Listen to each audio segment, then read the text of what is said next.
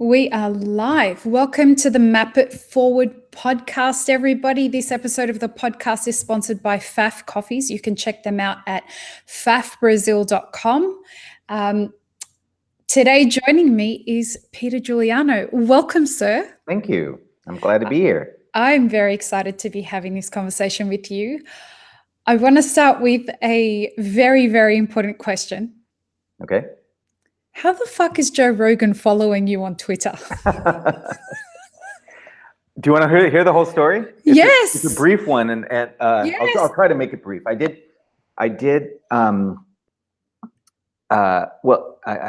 blog about this once, but I'll tell the story. So one day I got a message from one of the people that I work with here that said, hey, so Joe Rogan wants to have you on his podcast. Oh. And I said, and now at the time, this is before the Joe Rogan podcast was as much of a phenomenon as it is today. This was 3 years ago, at least, more. It was in 2013, I guess, maybe. Where were you in your career? Were you with SCA? I was or SCA, were you with yeah. Yep. No, I was with SCA. Okay. And somehow, and so I knew, what I knew about Joe Rogan was that he was a comedian, that he had been the host of Fear Factor, that he was somehow involved in mixed martial arts, and that he had some esoteric interests, like Bigfoot, for example. And Okay. and so I thought this sound. Oh, but I also sort of vaguely knew that he was involved in the sort of, putting butter in coffee phenomenon, and some of the dietary claims made about that. Yeah, and he's big into supplements. Right, exactly. And so some of the I don't have any particular objection to people putting butter in coffee per se, but there are lots of claims, sort of pseudoscientific claims made about this. And that was not something I wanted to get into, So my answer was no, thank you. I prefer, thank you for asking me, but I'm not interested in going on your podcast. Okay. So then this person that I worked with knew more about the Joe Rogan podcast than I did. And then the producer, Jamie is his name, he was persistent about saying, no, Joe would really like to have you on and stuff. And so finally I said, I started to become aware of the fact that this was a serious request and they really wanted to talk about coffee. So I said, okay. So I got a day and a time arranged, and I drove up to the Valley, which is where, they're in Encino, aren't they? Something like that. They had given me an address, and the address was in this sort of nondescript industrial park. The kind of place where there's like insurance agencies and stuff like that. And I'm in this, and there was one office that had the windows blacked out. Okay. And I thought, that must be it. So I open the door and I walk in, and it's an empty room, except for in the middle is this sort of 7-foot tall stuffed wolfman creature. Yeah, with his teeth coming out. Yeah, I thought, this is strange, and I sort of sit down and I wonder what to do next. But then a door bursts open, a giant cloud of pot smoke, and here is Joe Rogan coming at me, I say, Peter. And so he brought me in and he showed me the way he brews coffee every day, with a French press and MCT oil and all this stuff. And then I had brought some coffee from a company called Wrecking Ball in San Francisco, and I prepared that coffee and gave it to him. And we sat, and he said, sort of like you, he sat down and he said, okay, you ready to have a conversation about coffee? And I said, great. And so the microphones went on, and then we proceeded to have a 2.5-hour conversation. And now over the course of my career, I've had an opportunity to talk to lots of reporters, like, journalists from New York Times and Reuters and people who are writing books and articles and stuff. And never in my career before or since have I had an interview as good as that interview was with Joe Rogan. No doubt. He shocked me. I mean, the amount of and this is so unusual. He asked a question, and then he listened to my answer. And then he based the following question on having listened to my answer to the first question. You mean he had a conversation with you? Exactly. And he had an intellectual conversation. I mean, he was funny, but a lot of times, even like serious reporters try to goof on you. They try to say, "Oh, you wired all the time. You must be drinking a lot of coffee all the time. Yeah, right. You hate decaf." All these trite things. And they work in coffee puns into what they do. And Joe Rogan did none of that. He had a fun, engaging, not always serious, but also a real conversation. And it was one of the very few times I felt, and I acknowledge that being a coffee professional is a little bit weird. I mean, it's kind of a weird job. It really is. Do you often find yourself thinking, I can't believe I do this for a living? Oh, absolutely. It's crazy. It's strange, right? And it's beautiful. I feel lucky. I remember leaving the corporate world, coming into coffee, and going home and saying to my husband after a few months, I can't believe I fucking get paid to do this. Yeah, I feel the same way. Right? I really do. I absolutely do. So we were able to laugh about the absurdity of having a coffee professional on the podcast, but at the same time, he took it really seriously. And I was just so grateful for that. So anyway, we had a great conversation. I went back to my car afterwards and I turned on my phone, and I was getting all these notifications from, and I wound up that day getting like 5,000 new followers on Twitter, No doubt. And then I had built some preconceptions about Joe Rogan's audience, because of the mixed martial arts and the body hacking and all that stuff. I knew his following was predominantly male. I knew, and so I had all these preconceptions. And the next amazing surprise about this whole thing was how awesome Joe Rogan's followers are. Like in the last 5 years, right, since going on that thing, they tweet me all the time. Like, hey, Peter, I got a new French press. I just wanted to, here's a picture, you inspired me to start grinding my coffee, and now I'm really stoked and I make it, Oh, that's awesome. I'm going to a new city. Would you give me some coffee recommendations? Or I'm interested in trying something new. Would you? And it has been exclusively that, not a single person mocked me for being a coffee geek. Not a single person, so in other words, the entire following at that time, and I'm sure it's still today, was just totally embracing and positive about it. And to this day, I run into people at the supermarket who recognize me from that podcast. Seriously? Yeah, all the time. Or that's wonderful. I also hear from coffee people that say, hey, I saw that podcast and that made me feel better about being a coffee professional, and I've kept with it and stuff like that. Very few things in the past 5 years, let's say, have been more unambiguously positive than that whole thing. And it was totally unexpected. So, yeah, that's the story. Why do you think that people, thank you for sharing that story. That was, I just followed you on Twitter and I'm like, wait, Joe follows him? What's going on there? Yeah. I can't wait to listen to that episode now. But wait, do you follow the Sober October stuff that happens with the Rogan podcast? Yeah, I've heard him make reference to it and stuff. Yeah.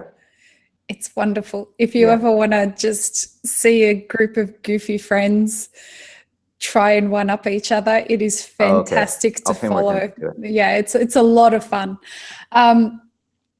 But what do you think it is about being a coffee professional that makes people weird about being a coffee professional?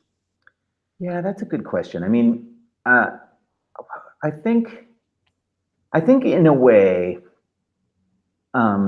coffee is one of those things that, well, okay, I think there's a group of people, there's a tradition, let's say, that we have in the United States especially, that sort of thinks of it as being a little weird whenever you get a little too interested in something.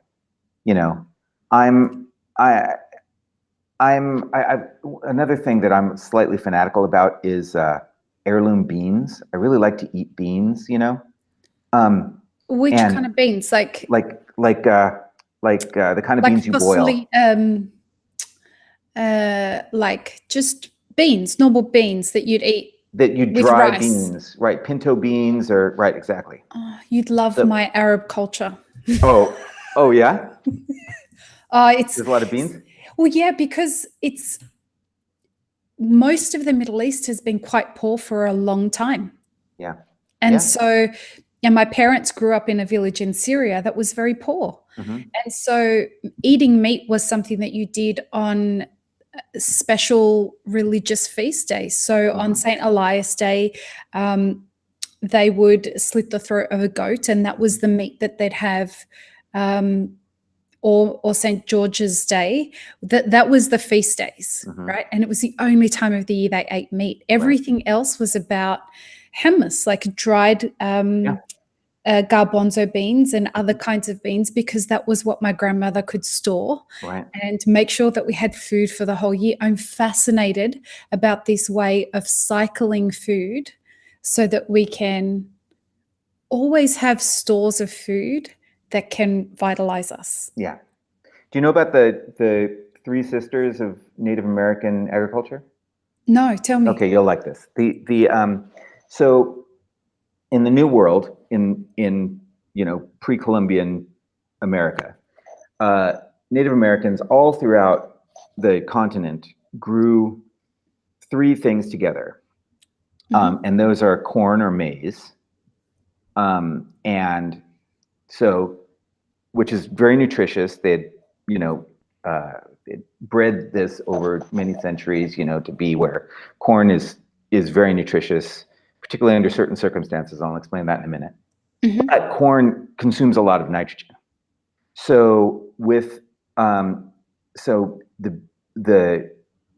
Phaseolus vulgaris, which is the bean that makes pinto beans and black beans, and that's the Native American kind of beans. Like many beans, it fixes nitrogen at its roots, right? So it's able to take nitrogen from the atmosphere and incorporate it into the soil, so it makes it accessible to the roots where it's usually not accessible. So the nitrogen fixing property of the beans roots helps give nitrogen to the corn, okay? And it also provides beans like to coil around a structure, so they go up the stalk of the corn, and so you've got corns and beans growing from the same place. Then they would also plant squash, like pumpkin, that sort of squash, in the same place. And the squash has these big leaves, and it would sort of grow around, and it would keep the weeds down.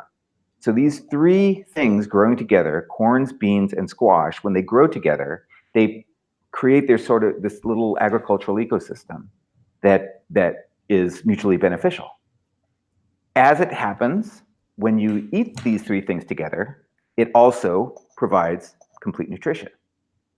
So that's amazing. It is an agricultural and culinary sort of system that evolved over time to be almost perfect for sustainable agriculture and living.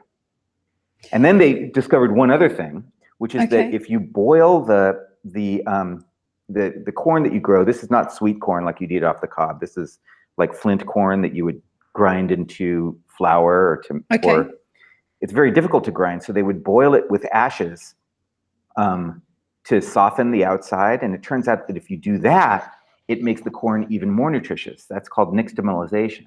So nixtamalization, because the Mexican word for boiled corn with ashes is nixtamal, and that's what you use to make tortillas with. So the indigenous American agriculture culinary technique is a magnificent creation, and it's a sort of an anthropologically beautiful thing. And it's the basis for the entire Mexican and Central American and South American cuisine. Is that your heritage? No, I'm Sicilian, actually. So we share some Mediterranean sort of ideas about killing the animal on St. Joseph's Day and things like that. Yes.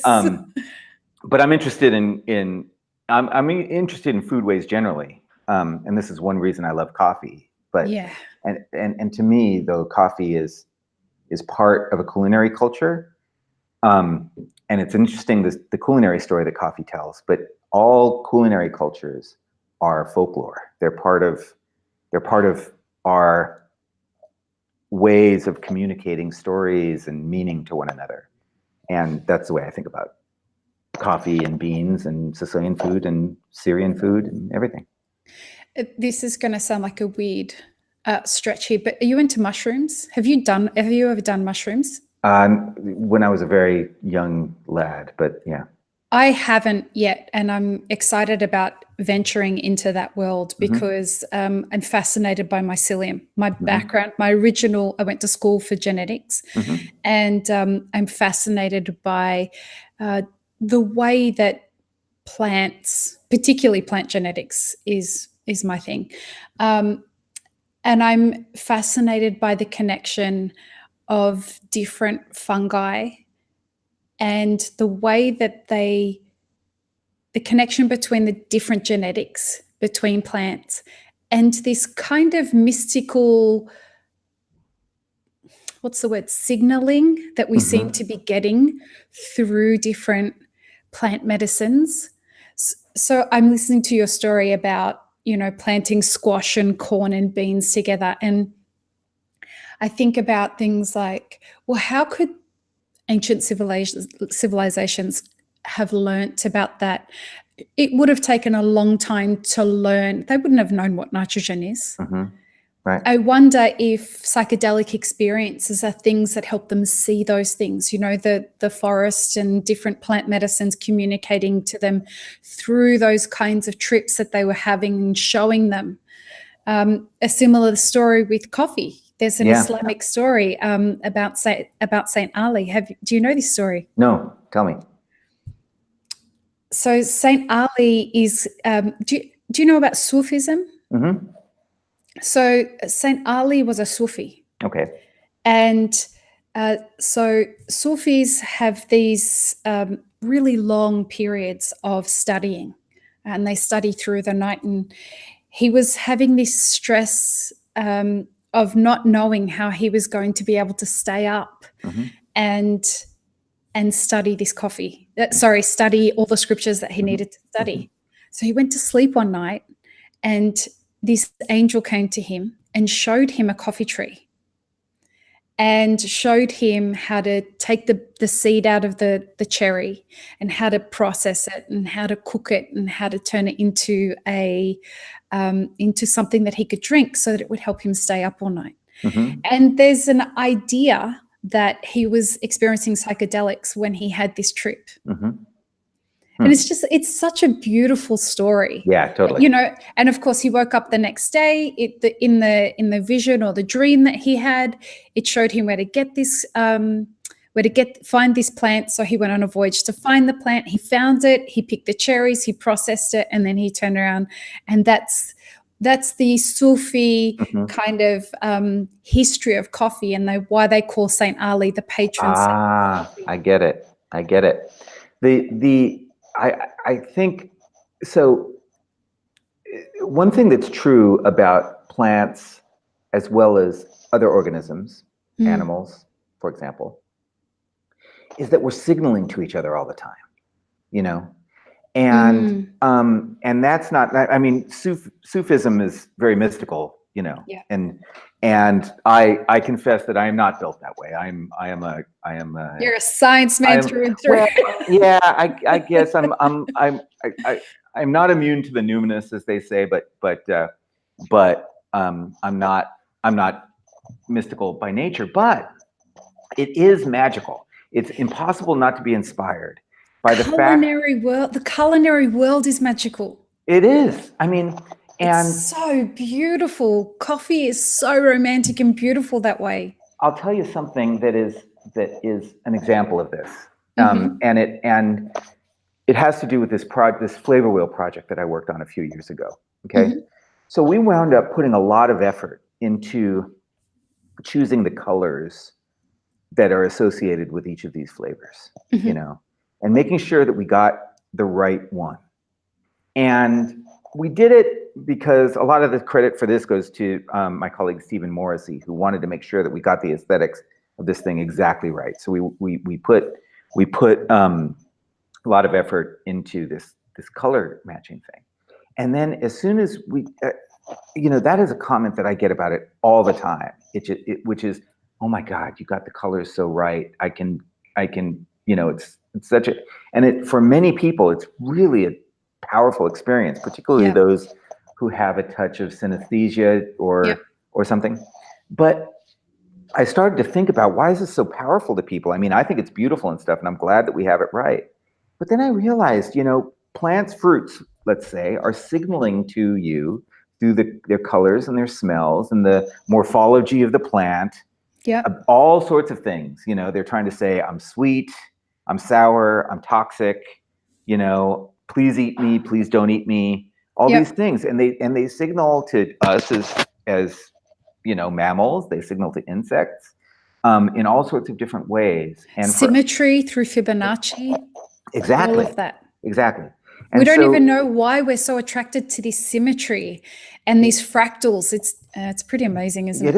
It is. And like you mentioned fractals, there's this vegetable that trips people out. It's called Romanesco. It looks like sort of like broccoli or cauliflower. Yes. Is that the purple one? Yeah. Oh, it's and beautiful. People think it's this new thing. But it was developed in the Renaissance, this thing. This vegetable, and they thought it was beautiful and somehow magical, and people look at that thing and they think it's a GMO alien thing, but it's like it looks like coral. Yeah, exactly. And so there's we started this by talking about beans, and beans are like that too. If you look at heirloom indigenous Native American varieties of beans, they're talk about psychedelic. I mean, all these different colors and geometrical patterns. I'll send you some. Oh, please do. And we live so close, Peter. We really got to catch up for a coffee. It's true. In person at some point. It's true. I'd like that. You live in what I consider to be my hometown. I'm living in Orange County now, but I'm a San Diegan, really. And I'm keeping it warm for you here. Okay, thank you. You're welcome. I'm always. I really do feel that I need very little motivation to come down, so I'll come down. Well, bring me some beans. I'll bring the elixir, and we can hang out and have a coffee. Perfect. That'll probably go for about 6 hours. Yeah, that sounds good. So, I remember when my grandfather, when they migrated to Australia, and something that was important for him was to find friends that grew things in their garden, and beans were one of those things that he would go and find other Italian grandfathers in the local suburb, and they would trade heirloom beans seeds. Yeah. And that was so important to him. It was like the trading cards of the grandfathers. Yeah. They would fava beans, like us being Arabs, fava beans were a big thing to us. And he would go and find Italian grandfathers who had lima beans. Yeah. And then they'd go and it was just this thing. I would say to him one day, why is this such a big deal? And he said, because the seeds are the only thing that can take everything away from us. But if we have seeds, we can always eat. Yeah. There was a comfort in that for me, that these elders of our community, and look, hey, I was born in the 70s, so it was much simpler times back then, and in Australia, where there's nowhere near as many people as there is here. But, in Sydney, it was still so nice to know that there were people in the community that still had these kinds of focuses. Yeah, totally. I'm one of the things that I love a lot, and I did this for a while on my blog, is to explore these different kinds, these varieties of food that we have developed over the years. One of my favorite kind of tomato is called Cherokee Purple, and there was a tomato enthusiast in North Carolina who got an envelope from a friend in I think Tennessee, of seeds that he had collected from his Cherokee neighbors, and that's and the descendants from those seeds are what we know as Cherokee Purple, and it's sort of a mystery where these things came from, but it's this delicious, amazingly perfect tomato variety that somebody at some point cultivated and traded and sent in an envelope to somebody else. And that's what we have. Just a few miles from here, if you ever come to visit me, I may take you to this spot. There was a guy named Rudolf Hass who was he was a postal worker in the early part of the 20th century, and he collected avocados. He was an avocado enthusiast. Okay.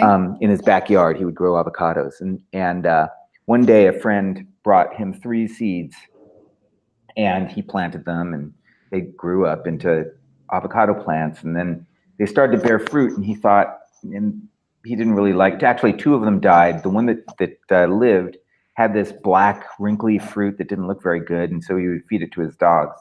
But then he noticed his kids kind of liked those avocados, so he started to bring it into his colleagues at the post office, and they kind of liked him. And by the time years went by, he was selling those kinds of avocados, the black, nubbly avocados, for $1 a piece during the Great Depression.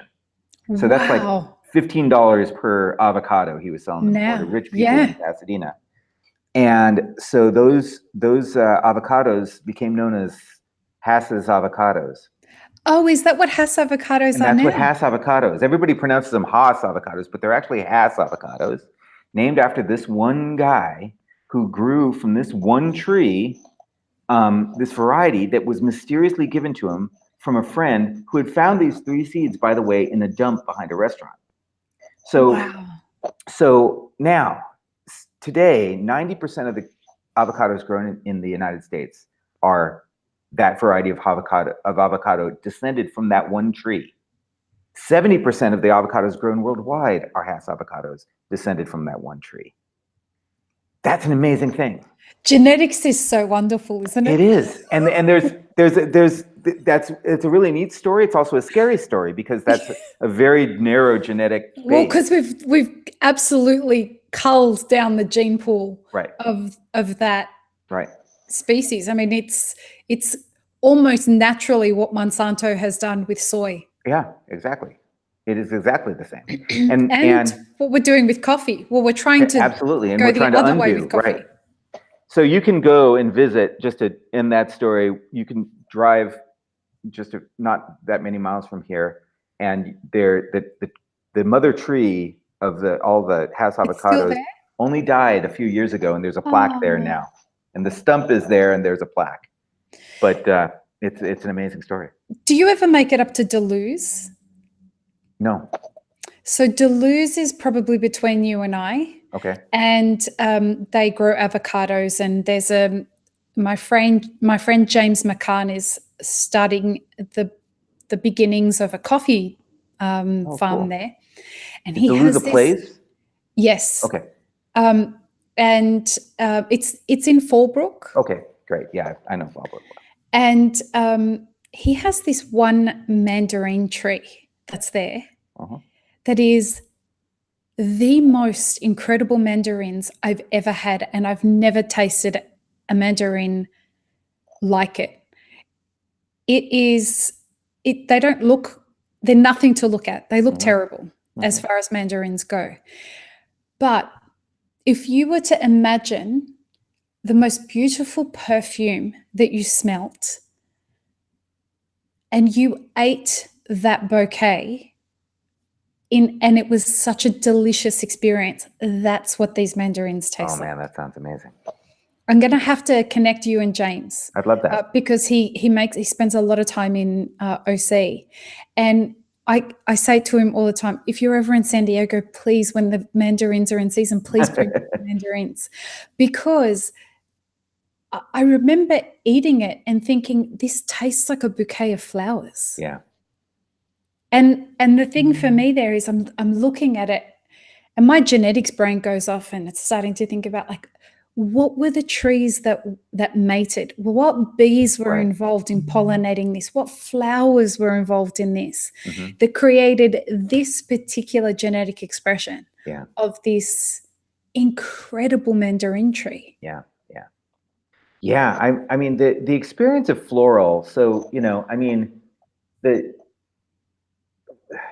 idea that you can taste floral in the product of a plant is shocking and amazing. I mean, with coffee, that's one of the things. Floral is the sort of sensory descriptor that's maybe most compelling to me, because I think it's a miracle that you can taste something that, or smell something that's so distinctively the same smell as the blossom of the coffee plant itself, except in a seed that has been fermented, dried, husked, shipped 1,000 miles, rained roasted, on. roasted over flame, brewed in ground to a powder and brewed with hot water, and then poof, this coffee blossom smell somehow has made it through that entire process, and we don't even understand how that happens properly yet. Right.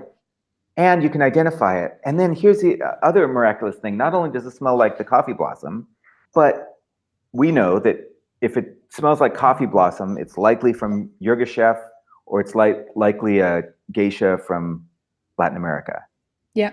That's amazing. Yeah. And the fact that we can pretty at least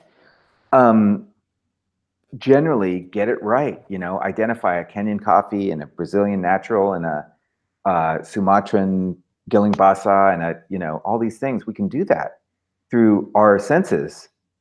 You say there's a really as human race, small group of people who can do that. Well, yeah, maybe. There's more and more. Yeah. But let's be real. Like, the circles you move in are people who spend a lot of time researching this and know how to do that kind of thing. Yeah. I mean, it would be awesome if the barrier to entry for our industry required you to know how to do this stuff before you were considered a professional of the industry, right? Yeah. I suppose I know what you're saying. When I say we, I mean that human beings have the capacity is what I mean. And that capacity is revealed through, I push. I've been a coffee taster for a long time, and the thing that a lot of people will say when you reveal it at a cocktail party or something that you're a coffee taster, they say that one of the things they'll say is like, "Oh, you must have this amazing palate," and I really don't. And all of the good coffee tasters I know really don't. It's not that they have any special capacity for tasting things. It's just that they've been rigorous about thinking about the things that they're tasting and building up that vocabulary. It's just that's all it is, really. Yeah. I mean, that was something I was about to say. I remember speaking with a roaster one time, and I was tasting some coffee, and I'm not a Q grader, and I don't consider myself a very good taster. But I was pulling out some things that I was tasting, and he was using the words that I kept reaching for. And I said to him, I must be so good to be such a good taster. He's like, I'm not. You're picking out a lot more than what I could find. I've just been trained with the vocabulary of how to talk about what you're tasting. Mm-hmm. He said, so you may actually be a much better taster than what you think you are. It's just that I have the vocabulary that you're looking for. Right. And that's so fabulous, huh? That is fabulous. And I'm glad that person put it that way, because I think that's actually the responsibility that we have as coffee people. Mm-hmm. Our job is not to impose any vision of coffee on other people. Our job, I think, is to help people find, if they're looking for some language about how to articulate what they love about coffee, then we can help them find that language, And sometimes I fear that at our worst, people, whether we're coffee people or food people or wine people or record store people or whatever, people get immersed in this and they become experts on something. Mm. And then some group of them will use that expertise to sort of be a schoolmaster and try to beat you over the head with it. Yeah, exactly. And sort of explain you all the time. With a religiosity behind it almost, exactly. Right? Exactly, totally. Right. And sort of a moral valence. Yes. Like this is how you must be. Right. You must only drink black coffee. Right. You must not eat any steak that is cooked any more than medium rare, Right. There's all these things associated with our food that are like these moral imperatives, just as you say. But there's another group of people, and these are my favorite kind of people, who use their expertise to try to support other people. And they don't impose anything. They let people, they help draw out whatever their own personal experience is. We share music as a thing, and I think this is true about musicians too. There's a certain kind of musicians that is playing what they want to express to you, and you got to sit there and listen to them, and that's this self-expression idea. And there's nothing wrong with self-expression, except I much prefer musicians who are there to try to evoke something in the audience, right? Rather than me spraying my feeling about myself all over everybody. I'm there to try to bring out emotions or sentiments or enthusiasms that exist in all of the people that are out there, you know? So it's a service approach rather than a trying to impose yourself on other people. Are you a songwriter? Yes. Yeah. I remember I got into coffee. So I left the corporate world because I felt it was soulless. And I got into coffee to teach me how to be of service to my fans in my music career. Really? That was the wonderful. goal. I got into coffee. Okay, I'm sorry. No, please go ahead. No, I was just going to say I got into coffee because of music too. Oh, really? Why? Well, what was because the connection there? It was much more practical. It was because coffee was a job that you could work at in the day and play music at night. Right. You know? So, yeah. So the thing that I found was I needed to understand, like I was writing these songs that were for me. They for me, I came to music and to coffee quite late. I didn't come to either of them till I was 28. And I noticed I was writing these songs that were hitting people like in the middle of their souls. But I didn't know how to translate that in a show. Because I was worried that I was going to be doing what you were talking about there, that idea of like spraying my intentions on everybody and you have to come and listen to what I want you to listen to. I didn't know how to be of service to the people who were engaging with my music. And I realized that I loved this thing called coffee. I loved experiencing it. But I didn't know how to connect with people through this thing called coffee. And so going and learning how to create something for somebody that they cherished in an exchange that lasted maybe 30 seconds every day. It really emulated what I was trying to achieve with my music. And I found this romance in this storytelling that was making coffee for people. It just felt so spiritual, for lack of a better word. It felt, you know, the Arab culture is so steeped in hospitality and gratitude and all of that. And for me, it was this humbling honor that people would choose for my hands to make their coffee once or 3 times a day, every day. Yeah. And then to see that expression happen taught me how to gig. It taught me how to, in my shows weren't the kind of show that you came to like have a fucking good time. No. My shows were the kind of shows, excuse me, where you turn up and it was almost like this unspoken agreement between everyone on stage and everyone in the audience that we were about to take this trip together.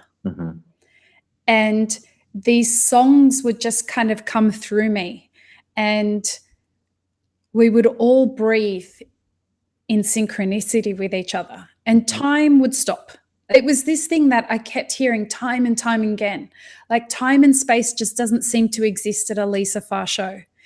And I thought I was the only person that was experiencing it until one day I would go out to dinner after every show with my girlfriends. And I remember being at a show and I was watching one of my girlfriends and she was just sitting there like looking up at me as though she was bored out of her fucking mind.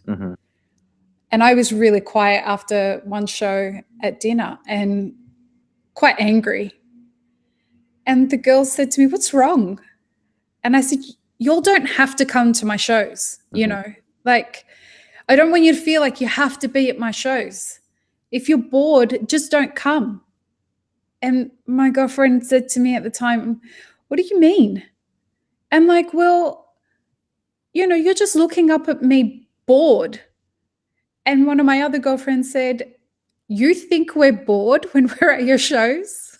I'm like, "Well, yeah, you all just sit there and look at me." She turned around and she said, "You stupid fucking moron." She says, "I don't blink because I'm already going to miss something."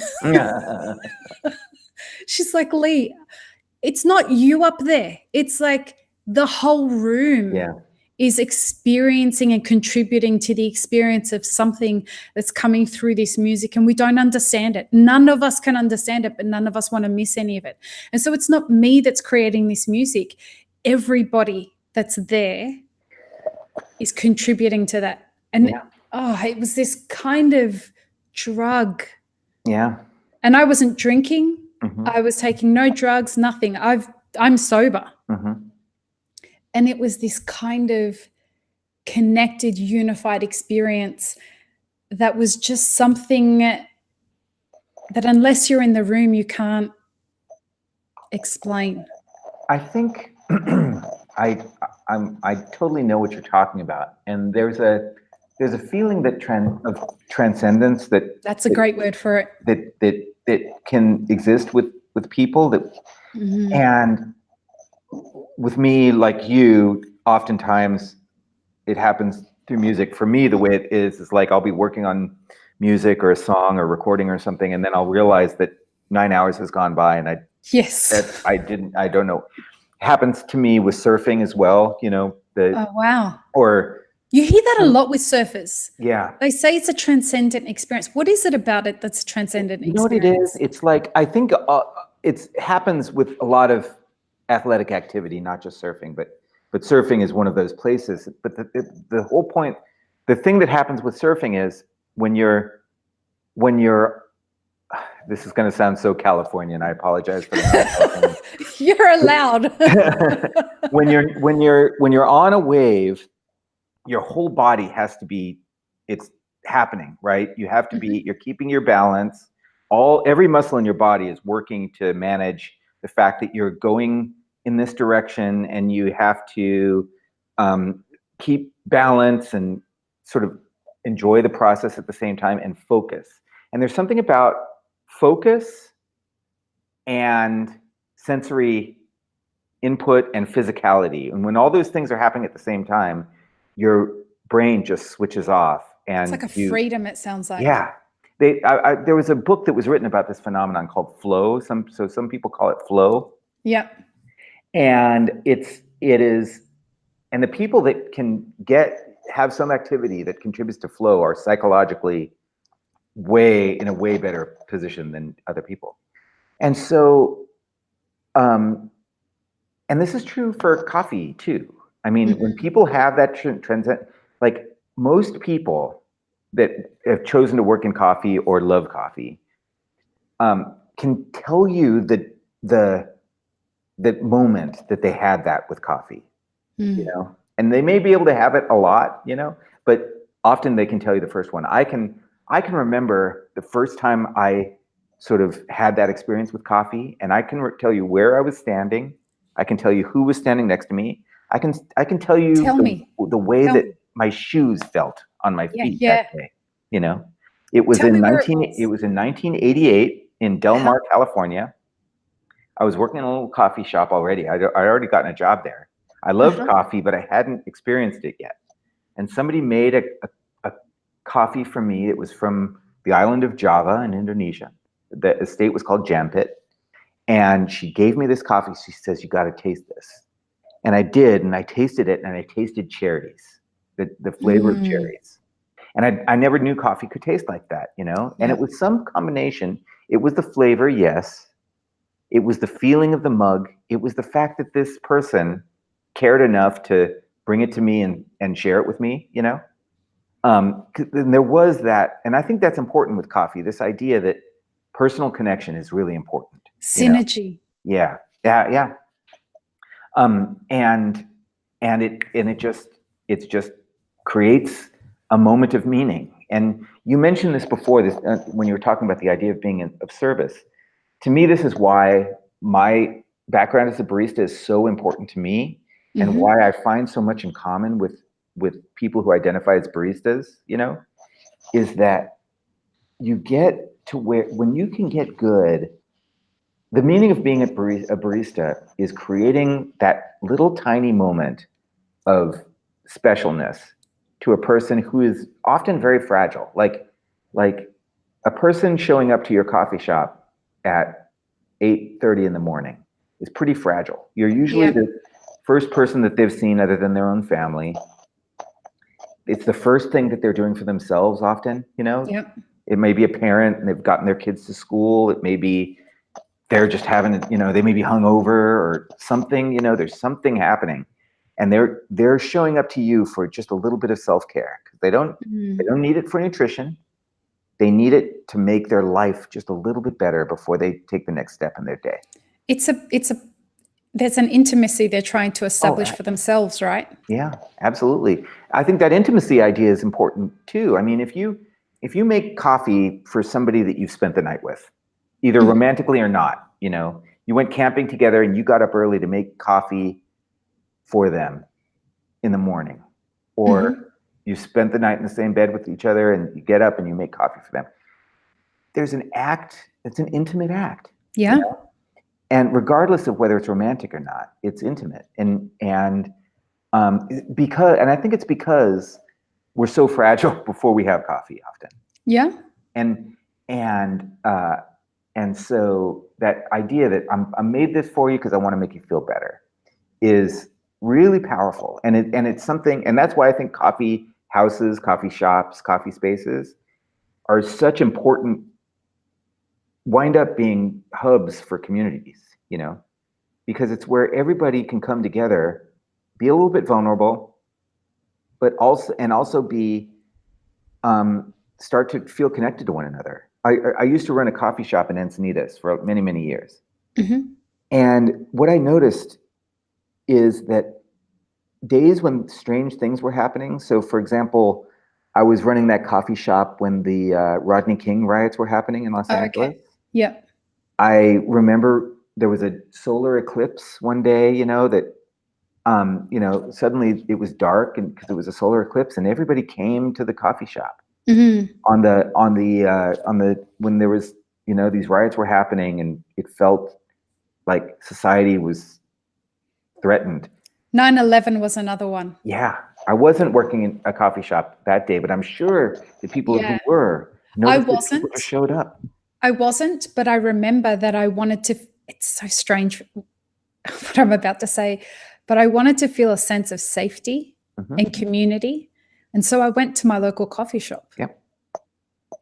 That's not strange at all, I don't think. I think that's the function of what coffee shops are, you know? And it's dependent. I think the future of coffee shops is under threat long-term through things like automation and through our own hands as business owners.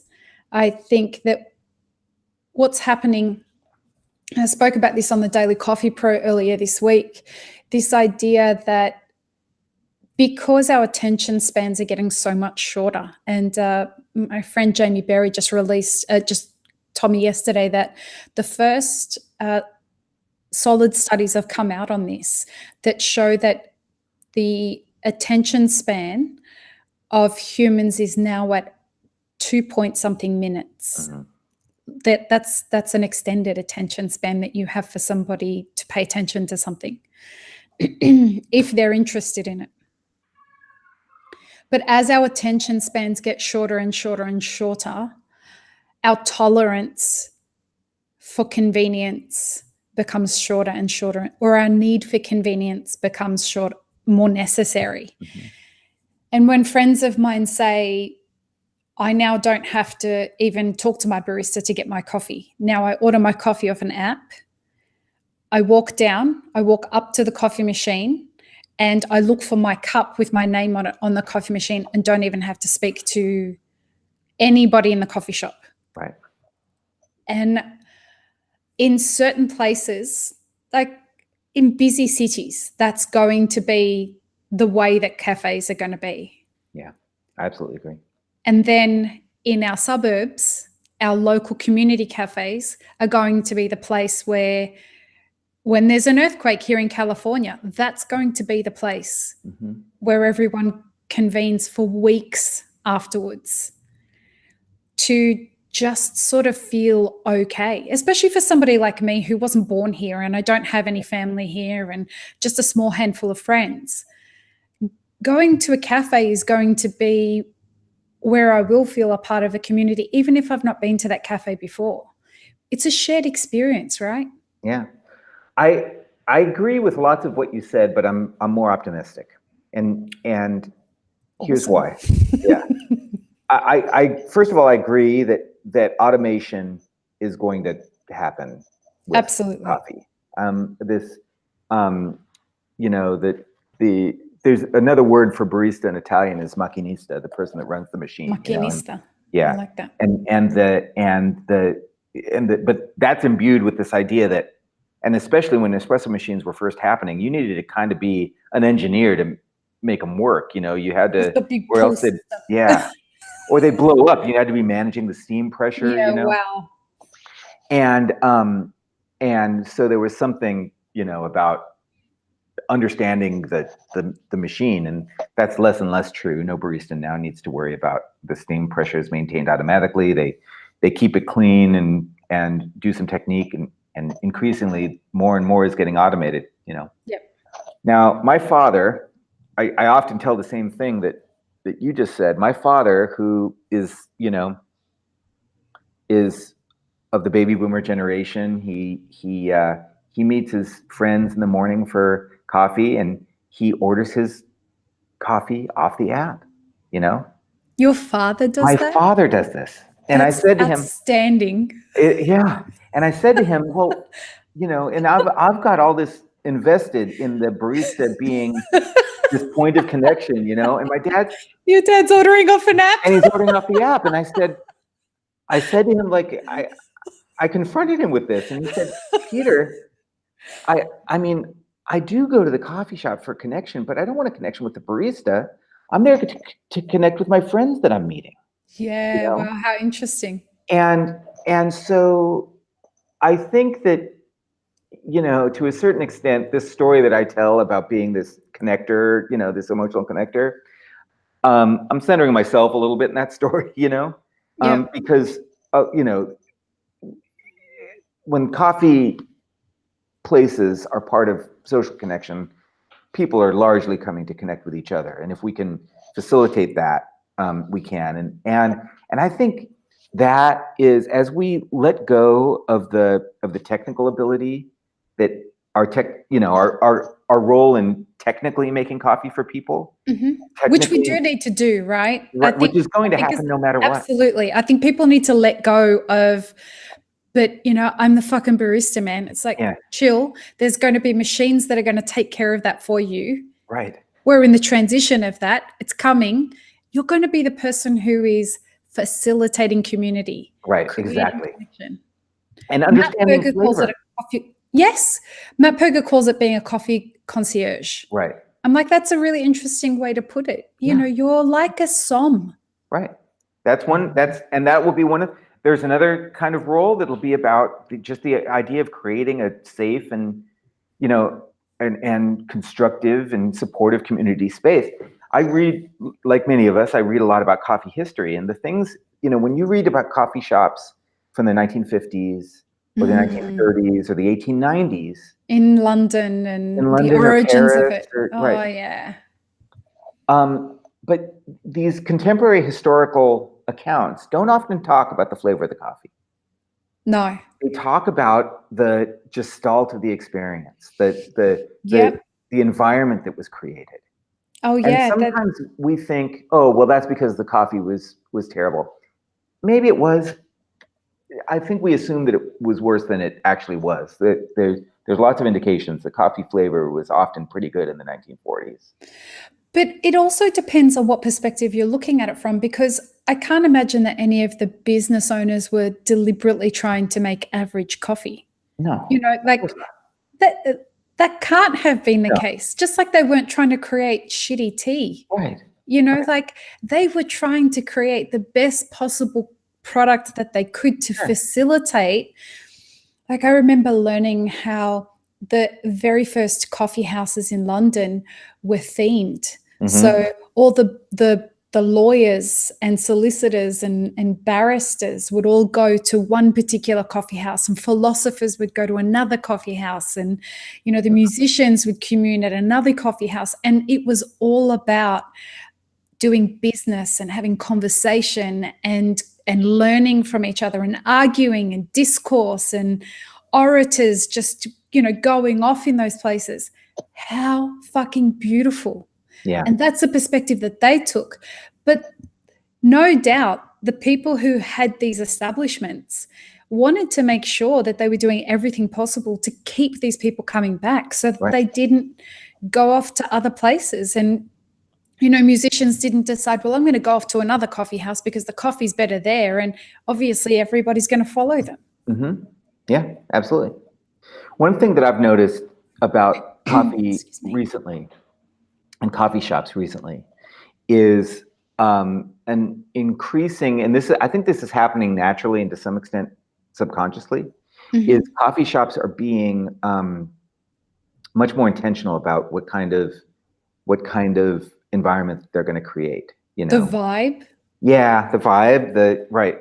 And some of them go to this extreme of, or maybe it's not an extreme, but it's take the step of like sort of writing out what they on the wall, you know, and putting it in neon or writing it in paint or something. This is what we intend the space to be about, you know. And one of the ones that inspires me, there's a coffee company here in Los Angeles called Terra Mia Coffee. I used to live Terra Mia or Terra. Yeah. I used to live right by there. It's near Echo Park, right? Yes, there's one exactly. Yeah, that's the original one. I lived just around the corner from there. So now they've got 13 or something around. Yeah. All of them behind the bar, it says el mejor café es el café de mi tierra. The best coffee is the coffee from my land. And this is an overtly Latin American coffee shop which is bilingual, which incorporates flavors from Latin America. Their signature beverage is the horchata latte. And they've declared with that thing, the intention, this is going to be a Spanish-speaking place. Yep. This is going to be a place that's dedicated to Latin American culture. This is also dedicated to flavor because they mention flavor in their little blurb. You can put so much into just a simple declaration of intention, you know, and they set a tone for their environment when they do that. And I love that. I think that's, so there's this idea of being a coffee concierge or coffee sommelier or something, and I think that's valid. I also think that there's something valid about being sort of a cultural, a creator of a cultural environment, a creator of a atmosphere. Because it's not one or the other. They're both required as pieces of a very successful business. Right? Exactly. You need someone that can curate the coffee experience and help the customer connect to that. And more importantly, I think you need that person to be someone that can meet the customer at their level.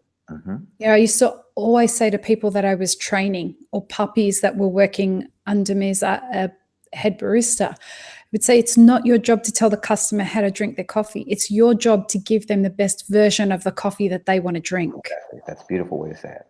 Yeah.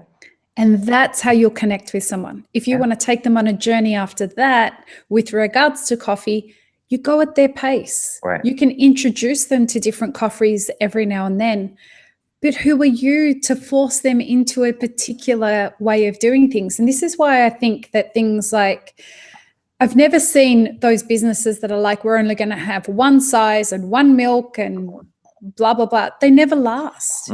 You're trying to force people to do things that work on your agenda rather than the person who's the potential customer's agenda. There's no wiggle room there. Yeah. I had a friend who was a restaurateur, and he really inspired me in many ways. And he would always talk about his restaurants as being, as having a negotiation, you know, with the people that came in. There were certain things he wanted to do in his restaurant. Okay. He wanted to source from certain farms or certain breeds of animal for his sausages or whatever. But he recognized that he needed to negotiate that his community, the neighborhood of people that came into his restaurant, had expectations and needs and desires too. And he saw it as a negotiation. You know, they'll tell me what they want, and maybe, you know, maybe they really want whatever, Coca-Cola products, you know, and maybe I really don't want to have Coca-Cola products. So maybe we find some way to negotiate that. You know, we find and maybe I give them something that I don't especially want to do, but then I ask for a little bit of them in return, you know? And I thought that was a really respectful way to think about consumers, you know? There's a romance to that though, isn't there? Yeah. Oh yeah, absolutely. It's the conversation that you have as a business owner with hearing what community's all about. Right. And it's neither I'm going to impose my view on you because I know more than you, but it's also not patronizing, like whatever you want, just tell me what you want and I'll do it. It's more respect. It's person to person, you know? And I think, and that's what's romantic, I think, about it. Also because I think that, and this is why people like that inspire people like you and I, it's because they're having the audacity to stand by a value of something that they would like to offer you and see how you respond to it. Yeah. The courage that's required to have that audacity is such a beautiful thing. I agree. It's such a level of vulnerability that requires a courage that only somebody who has been through stuff and been knocked down can actually have. Yeah, that's true.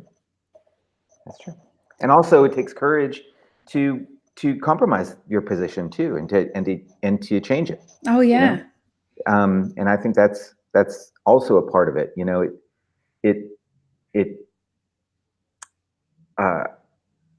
yeah. And I think we need to emphasize that often too, is that having an idea is an amazing and a beautiful thing. Standing by that idea takes courage, but modifying that idea in the face of new information or other ideas is also a strong, beautiful. It's beautiful and a position of strength as well.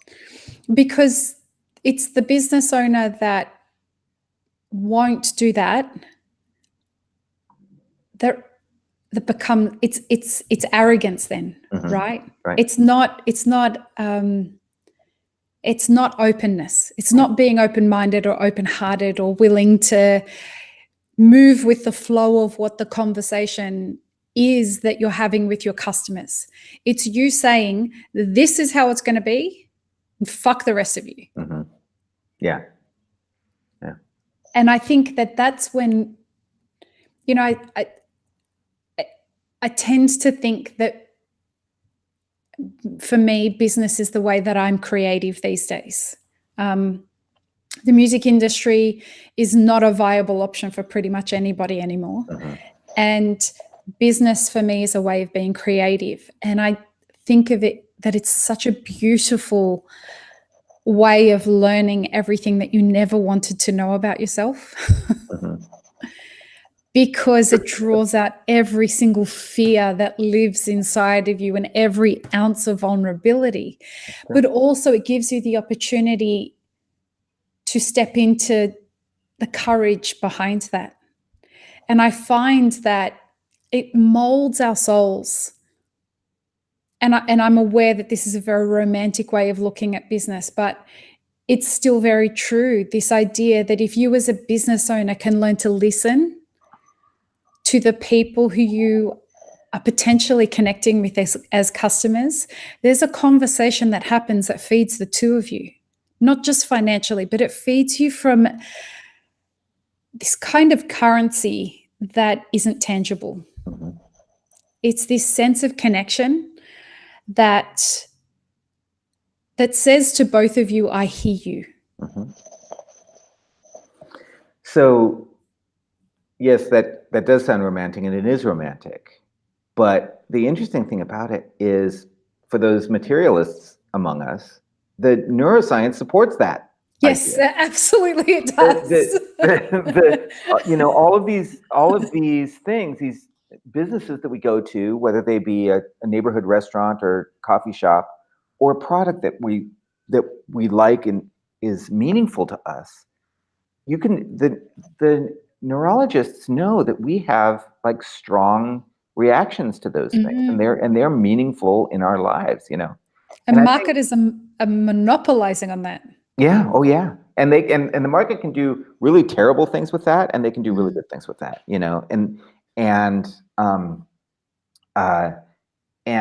so I think sometimes, like most people, I distrust it when I see a fast food brand, with it creating some sort of commercial that's evoking a sense of family or something like that. And you can see that it feels like they're manipulating it's contrived, but at its core, that's what we all have the opportunity to do, particularly in food, and coffee, as we're actually talking about, is food creates moments of meaning for people. Coffee creates moments for meaning for people.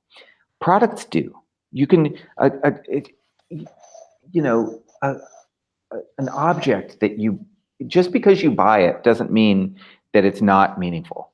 And in fact, it can mean that it's very meaningful, and the transaction can be meaningful, And you want other people to experience it when it is meaningful to you. Yeah.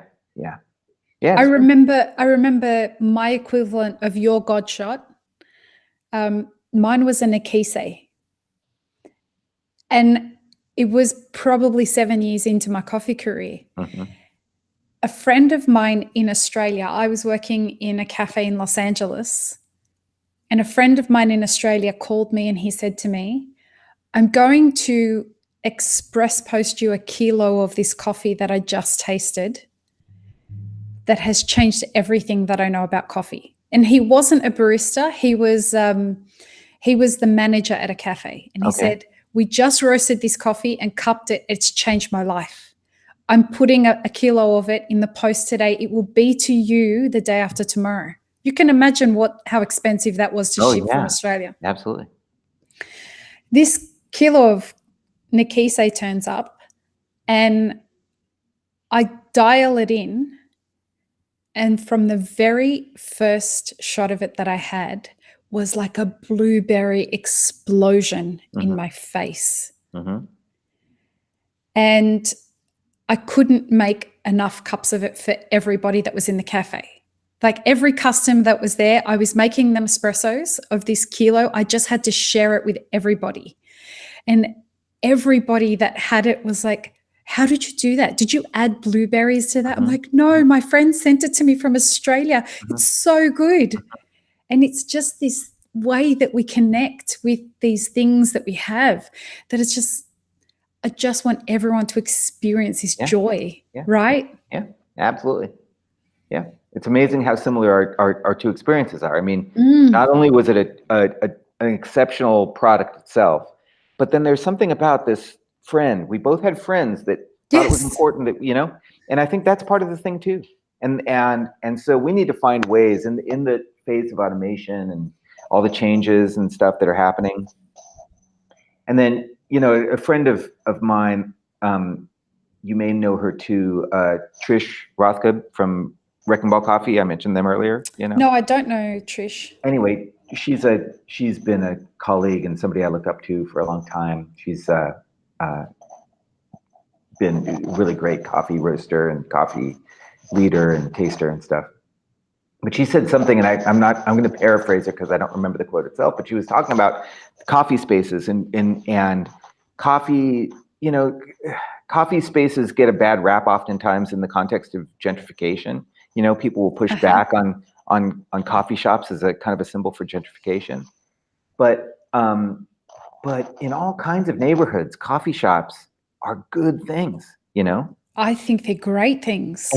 And so anyway, if we can imagine that responsibility, for coffee shops, having a responsibility to the community rather than sort of, okay, I'm going to broadcast. This is sort of like we were talking about with music earlier. I'm not going to just broadcast my vision of coffee on this community. I'm going to enter into a relationship with this community and try to become something that the community wants me to be as a coffee shop. I think that's when it's not gentrification. Right. That's how to avoid gentrification. That's right. It's like, how do I go into a community? I want to open this business. How do I employ people from the community? How do I involve the vision of what this community is about without being that asshole that culturally appropriates something that I don't know or understand, right? Right, exactly right. It's it's a fascinating subject. I get asked about it a lot if I can address it on the Daily Coffee Pro, and I don't know what to say about it yet because you see different people approaching this idea of coffee being something that gentrifies neighborhoods in a different way. So you see some people saying, well, you don't need to go and have expensive coffee in neighborhoods. We can go into poor neighborhoods, in Los Angeles and sell them dollar cups of coffee. And that's going to be fine. Well, great. Okay. But I wonder if that's really the point of coffee, going into neighborhoods, right? I think the idea is a lot of these places are food deserts.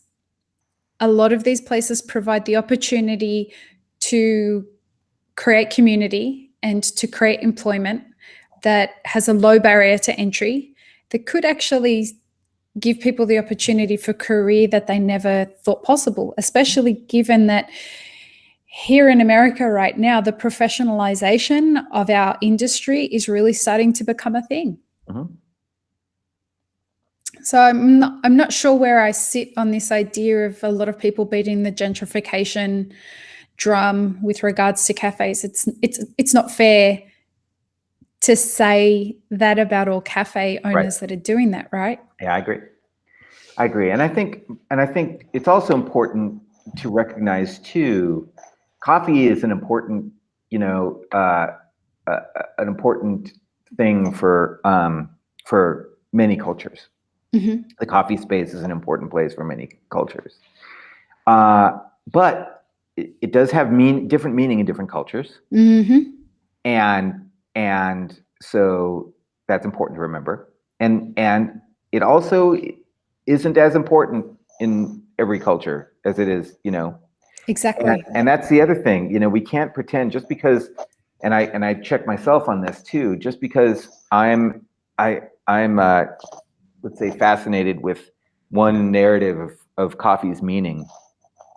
Coffee has many meanings, just like all food. It has many meanings to different people, and that's important too.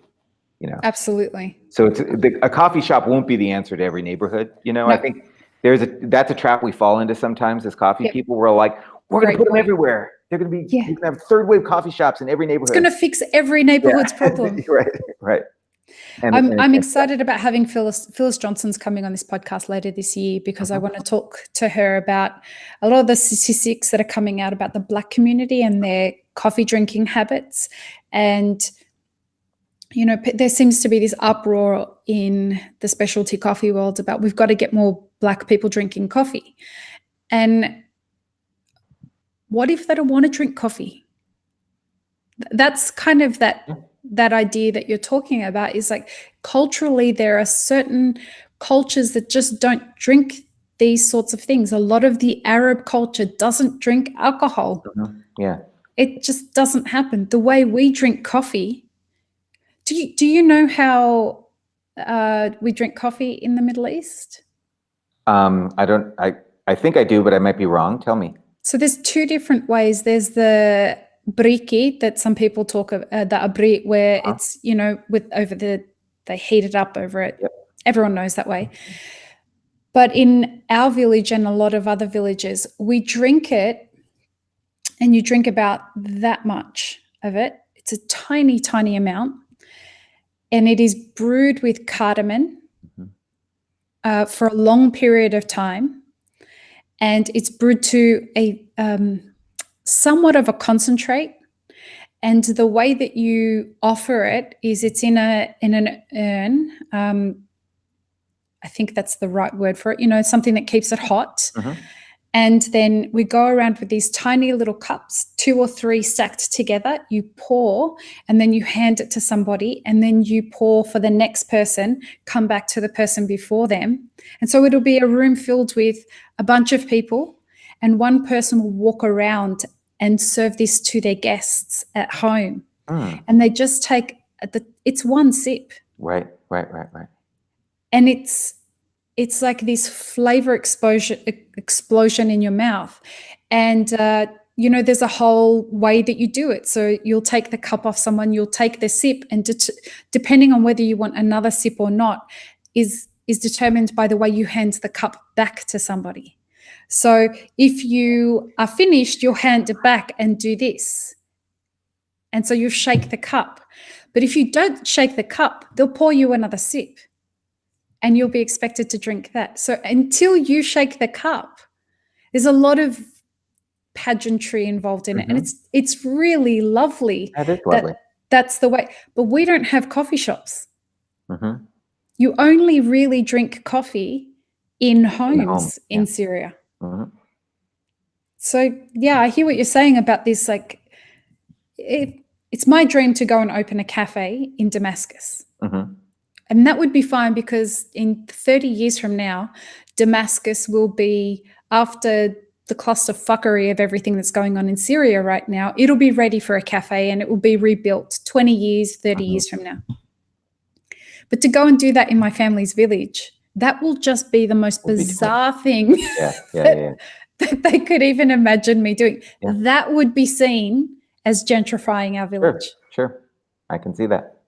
For all the wrong reasons. People don't drink milk in Syria. Right. So to offer lattes would be just absurd. Yeah. I hear you. How do you drink coffee in Sicily? And it's the sort of, Sicily is famous for people sitting at little tables on the piazza. Old men, especially, sitting at tables in the piazzas for hours on end, you know, drinking coffee. I mean, that's solving the problems of the world. Kind of, yeah, exactly. And then, you know, Italy is interesting in general, and it's more pronounced as you get farther south, which is that, you know, Sicily is a part of the Mediterranean continuum as much or more than the European one. So So and some of the things that you're talking about, small concentrated amounts of coffee, for example, you know, as you go farther south, coffee gets darker and stronger, kind of, you know. The blacker the better. Yeah, kind of the blacker the better. And then so yeah, that's kind of the way that, you know, and then of course it's warm, so people drink a lot of cold coffee, you know, coffee granita in the summertime, you know, that you make a sort of a slush out of coffee, and you have that inside. Oh, the best thing in the world is to have a brioche, and you cut open the brioche, and then you put in it coffee granita, and you eat that in the morning for breakfast. Oh, there was an episode of You're about to say Chef's Table. Chef's Table. Did you see that episode with? I have, and more importantly, my 6-year-old daughter has seen that. So that's in Noto, Sicily, which is yes. Is about, I don't know, maybe only 10 miles from the town that my grandfather was from, and which is called Pechino, a little southern Sicilian village. And Noto is a beautiful sort of Baroque town where this place is. And that's called the Cafe Sicilia, that place. Yep. And my daughter, who has not been to Sicily yet, has made it, it's a bucket list. Goal, right, is to go to the Cafe Sicilia and have that, because she loves those pastries. Oh my God, she talks about it all the time. Oh, they look amazing. And that particular thing, that brioche with the granita in it, it's like, I'm plant-based and I'm sugar-free mostly, but I would, for that, so there's two things that I said that I would break that for. Lune croissants, and I've done that. I've tried them and I'm happy that I did. And I want to have that brioche. Yeah. Oh my gosh, brioche with, so I mean, coffee granita in that is very good. Yeah. Almond granita in that is amazing. And lemon granita also. The lemon granita is the one that in the brioche, that's their most popular one. Yeah, that's kind of the classic thing. But coffee granita in that is very good. So geez, now I'm looking for an excuse that is this. I wonder if there's somebody that I just have to go and interview in Sicily. In Sicily, just so that I could try that. Yeah. I mean, these are the kinds of things where you look at that and you think, it's been there for 3 generations in their family, hasn't it? Yes, absolutely. And he didn't even show, so everybody should watch that. I mean, that episode is fantastic. He didn't even want to be that. Yeah. He didn't want to, he left and he went and studied. Right. Yeah. Do you remember the chef's name? I'm forgetting it at the moment. Yeah, no, same. I'm terrible with names, but that's beautiful. But then, I'm sorry to be geeky about this, but it speaks so much. I mean, it was the Arabs that brought sugar to Sicily. Was it really? Yeah. And it was also the Arabs that brought granita to Sicily. There's a word in Arabic, sarbat, which means fruit juice, and they would cool it in the fountains to make it cold fruit juice, And then when they got to Sicily, Mount Etna was there, and Mount Etna has snow on it 365 days a year. So they could cool their sarbat with snow from Mount Etna. And so they'd take the snow from Mount Etna and mix it in the fruit juice. Yeah, and that was like sarbat plus, because it would, and that evolved into sorbetto or sorbet. Oh, wow. In Sicily. So this is the rationale that Sicilians claim to have invented ice cream for the world because of Mount Etna and the Arabs and the sugar and all that. But yeah, the Arab kind of culinary tradition in Sicily is strong. The Arab culinary tradition in the Arab world is just something to be experienced. Yeah. It's, I think, the thing that I loved most about being in Syria. You would go to these places that have been talking about ice cream. Have you ever heard of a place called Bagdash? Mm-mm. Bagdash has existed for a few hundred years, this store in Damascus. They make all the ice cream on hand. So they smash, we call ice cream in Arabic boulza. Mm-hmm. And so it's stringy kind of ice cream. I love that. I've had that ice cream before. It's so good. So they put good. mastic or something in it? Rose water. Oh, okay. And orange blossom water, and top it with pistachios. And you go there, and the most famous people in the world will be sitting there in this little, like this shop that has hundreds of chairs out the front of it, because just to keep up with the volume of people that come and eat ice cream there around the clock. And it's been there for hundreds of years. And you just sit there and you just think, 200 years ago, somebody was sitting in this chair. Well, not this exact chair, but in this spot, eating ice cream the same way that these people have been eating ice cream and drinking the same things that I'm drinking and eating from this shop. This is amazing. Yeah, it really is. It's such a special, that part of the world to me is so ancient and so precious and so in alignment with what coffee is all about. The coffee industry is so old yet so new. It's true. With regards to that, I want to talk about something that I've been listening to the Rico podcasts that are being released. And in thinking about how ancient the trade of coffee is, and looking at the way that, well, the point that we are in the history of what we're facing as an industry, I'm really interested by the Coffee Science Foundation, because it's well overdue. Now, this is a foundation that you announced at SCA at RICO this year. And I think it's well overdue in the sense that we don't know enough about what we do, really. That's true. And as an industry that is facing, I hesitate to use the word adversity because it sounds extreme, but we do have adversities that different parts of our supply chain are obviously experiencing, and other parts of our supply chain are pretending not to experience, or they've been experiencing them for so long that they just think it's normal. So what I mean by that, the cafe owners, for example, we just accept that running a cafe these days is very difficult and a super tight ship. And so we think that that's normal. And so we don't necessarily see that as a crisis. We just accept that that's a level of adversity that we're going to deal with and hope it changes at some point. On the other side of things, the very obvious adversity and crises that we're facing are things like climate change, the pricing crisis that we tend to think, well, this is cyclical, so we shouldn't really see it as a crisis and the market will correct itself. I'm excited by hearing that the Coffee Science Foundation is looking at, and from what the very little I understand about it, because it's still only very new, right? Very new, yeah. But it seems as though the initiatives that you're going to look at addressing through this are going to start tackling some of the things that should have been initiated probably decades ago. Am I right? Yes. Yeah, absolutely.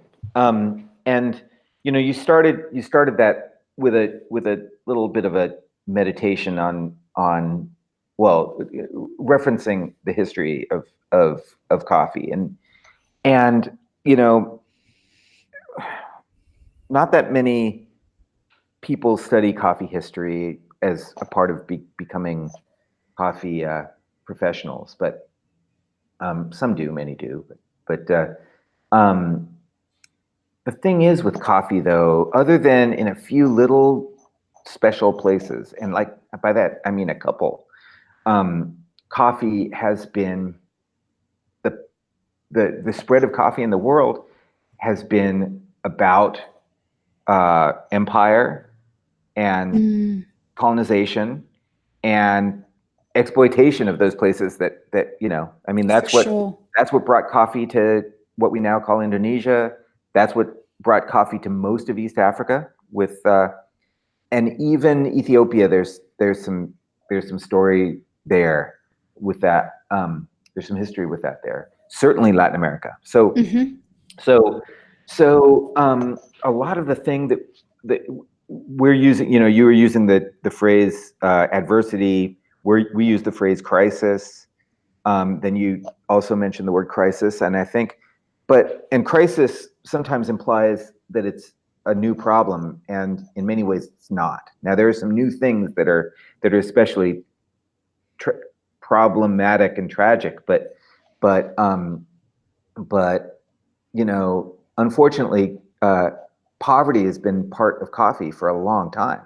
The Dutch colonial powers that brought coffee to Indonesia were leveraging poverty in those places to produce coffee. Same in Latin America with the colonial powers there. So I'm only saying that to acknowledge that that in many ways this problem isn't new. Now it's been exacerbated by time. Yes.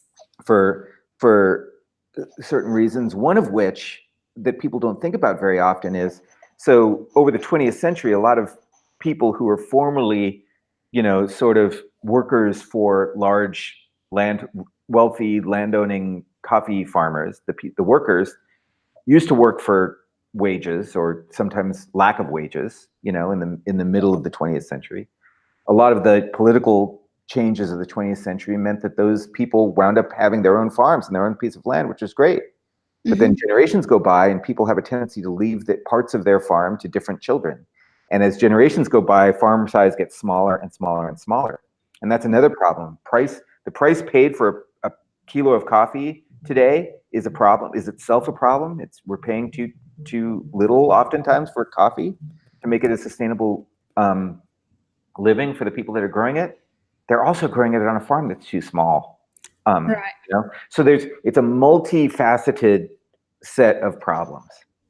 And so, but as you correctly say, it's been so long overdue to address even some of the most basic intellectual or science or evidence-based things that we know that can make coffee safer, more productive, more, and by safer, I mean safer for the people that are farming it, meaning a safer things to invest your money and your livelihood in, to grow. And the most wonderful thing is that now there's all these, the greatest thing, one of the greatest things about the awareness that the enthusiasm for specialty coffee worldwide has done is it's stimulated intellectual and university academic interest in coffee. Yeah, and you're doing a lot of work with UC Davis, right? You've partnered with them. Yeah. And they're not, UC Davis is an example from here in California, but there are other places, Texas A&M University, Michigan State University has had a cool coffee program for a while. A lot of the stuff that happened in Rwanda was because of engagement at Michigan State. So, that was the stuff with potato defect, right? Yeah, exactly. They were working on that. And the washing stations and stuff. A lot of that came with expertise from Michigan State. So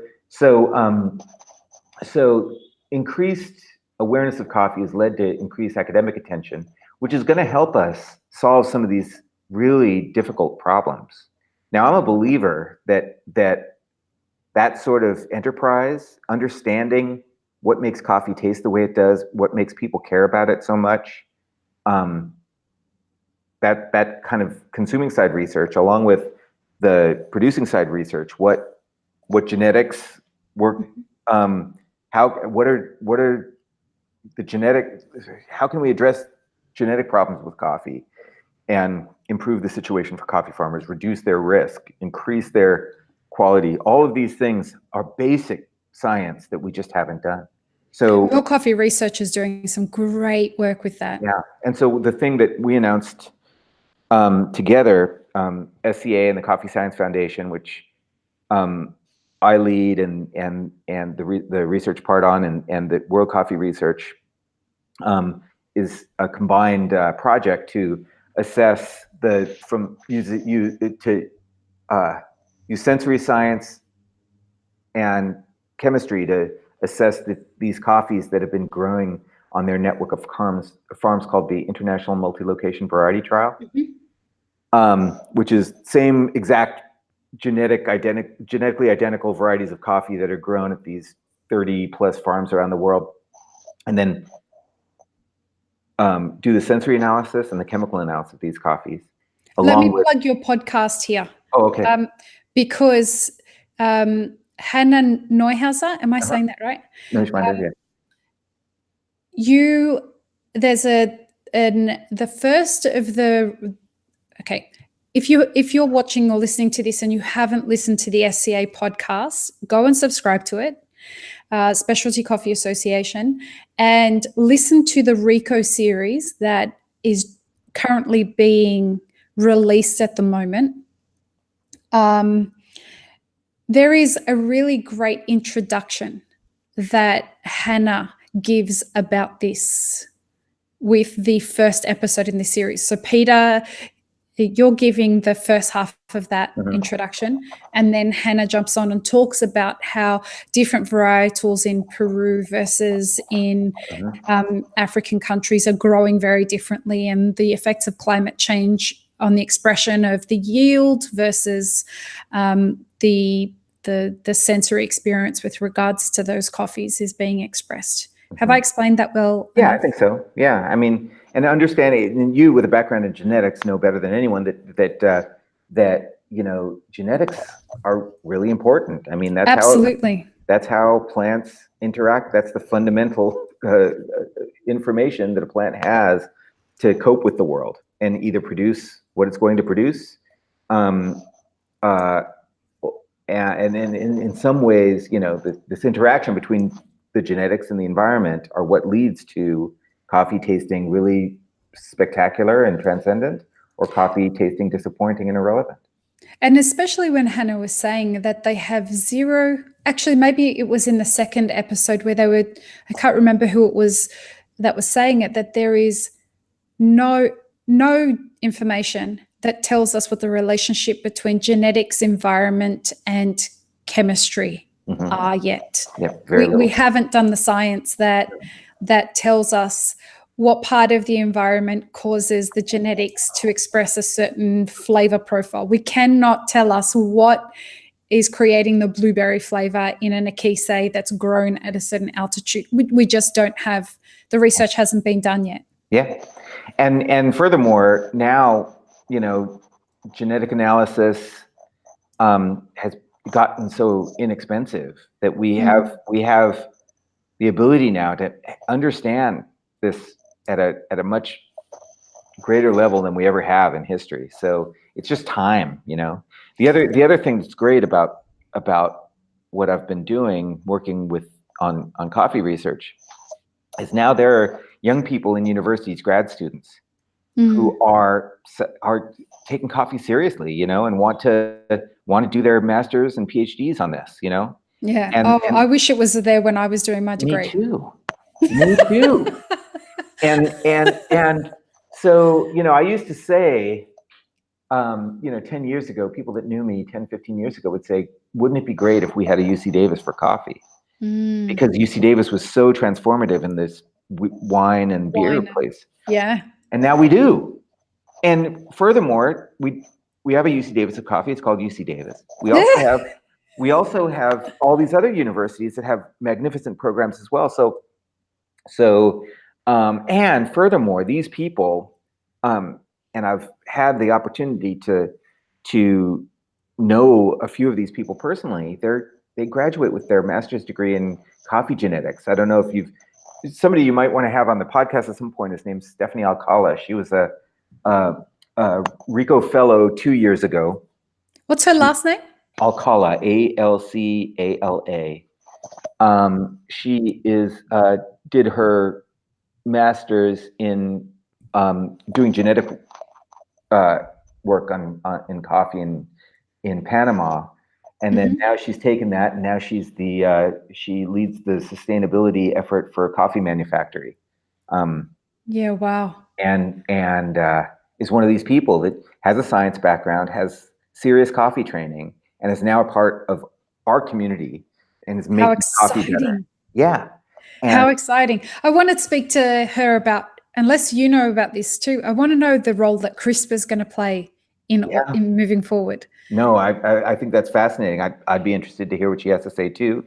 I'm interested in that. I think it's going to be, you know, so much depends on what people's cultural attitudes are about technologies like CRISPR. You know, I'm a big believer in that kind of technology. I think we need it. You know, until you add narcissists and sociopaths to that equation, that's when that shit gets scary. Yeah. Well, I mean, but here's the thing about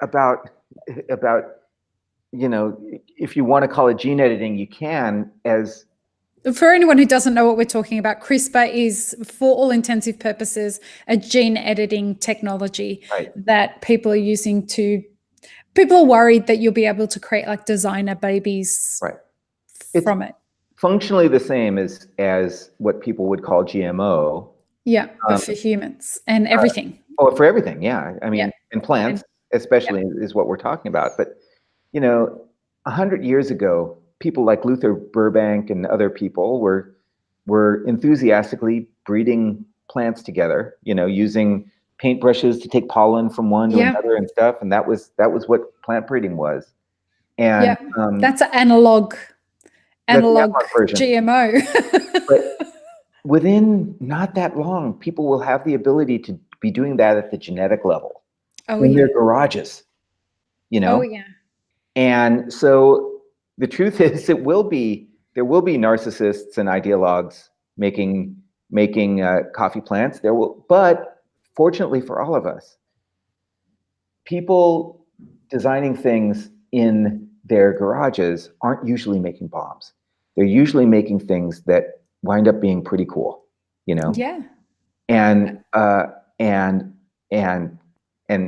so we always need an appropriate amount of caution, about things. But I think we're going to see some really tremendous things happening as we apply our collective intelligence to solving some of these agricultural problems and social problems that we have. What excited me the most about what you were saying at RICO about the Coffee Science Foundation is you were very clear about this as a collaborative effort. Yeah.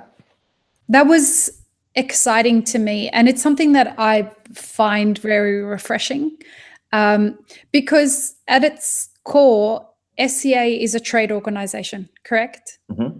Yeah, that's right. So you have to be very careful about a lot of what you can say and what you can do, and careful about influencing markets. And, you can't, please correct me if I'm wrong, but you can't go out there and say, oh, people shouldn't buy this kind of thing anymore. Absolutely. Because we can't say that legally. You can't, because that influences markets and et cetera, et cetera. And this idea of you being collaborative in a lot of the efforts moving forward with the Coffee Science Foundation means that it almost kind of lets you spread your wings a little bit with regards to some of those restrictions. Is that right? Yeah, I think that's true.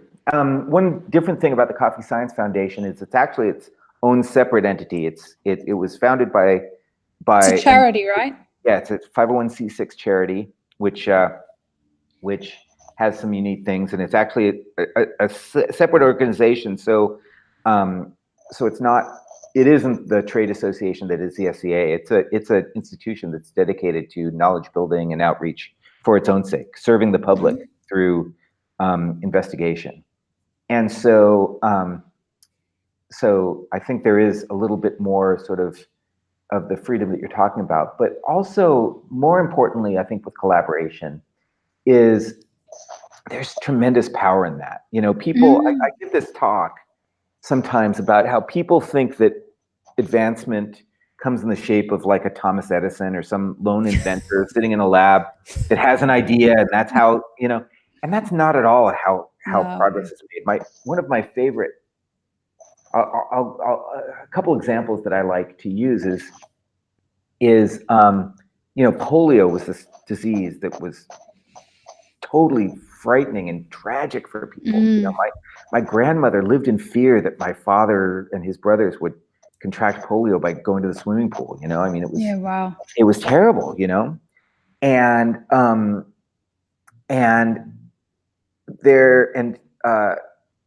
FDR, Franklin Delano Roosevelt, had established a charity called the Childhood Paralysis Initiative or something like that. It was a charity, and it was a little charity, but it wasn't, rich people. It was one of those kind of charities that rich people donated to, and it was kind of going along. But there was a radio entertainer, and the radio entertainer was interested in maybe helping this along. So he had the sort of idea that common people could donate pennies and nickels and dimes to help this issue. So instead of wealthy people trying to solve the issue, it became and he started to go on the radio, and he coined this idea called the March of Dimes, and encouraged, and suddenly kids were putting spare change in envelopes and sending it to the White House. And it was money from that initiative, the March of Dimes, that wound up funding the scientists, including Jonas Salk, who invented the polio vaccine that solved the problem. And now I don't have to worry about my kids having polio, period. Yeah. And so this was common people collaborating, children taking their, going door to door and collecting change that made this happen. That's what collaboration looks like. Yeah. The bananas are susceptible to a disease called, it's often called polio, Panama disease. It's a virus that bananas get. And so it used to be 100 years ago, everybody in the United States ate a variety of bananas called Gros Michel. It was a they were also called Big Mike. That was the banana that everybody ate. But it turned out that Gros Michel was very susceptible to Panama disease. So the song, Yes, We Have No Bananas, is about, we don't have any bananas because they're being wiped out by a disease. So they needed a variety of banana that was resistant to the disease. They found it in a hothouse in rural England because there was a guy who was a collector and of bananas, and he kept them in a hothouse in rural England. He had named a certain kind of banana after the lord of whose property he had built his hothouse on, and that was Lord Cavendish. So now that became the parent banana of the banana industry, and that's the banana that all of us eat. Cavendish bananas are the ones that we eat. And so that was collaboration again, saved by an amateur horticulturalist. Yep. And so these things come out of, they don't come out of Thomas Edison in his lab inventing the light bulb. They come out of communities funding work together, having ideas together, exchanging ideas together. And so from my perspective, this idea of collaboration is a supremely practical one. It's because our collective intelligence is so much more powerful than our individual intelligence. And so we have to collaborate. So beautifully said. Yeah, so beautifully said. It's the point of this podcast as well, is this is a space where our industry comes and has conversation and discourse so that we can trade ideas and thoughts and challenge each other and hear each other's perceptions of different things, vomit out lots of information so that other people can go into their little hubs and have those conversations with people.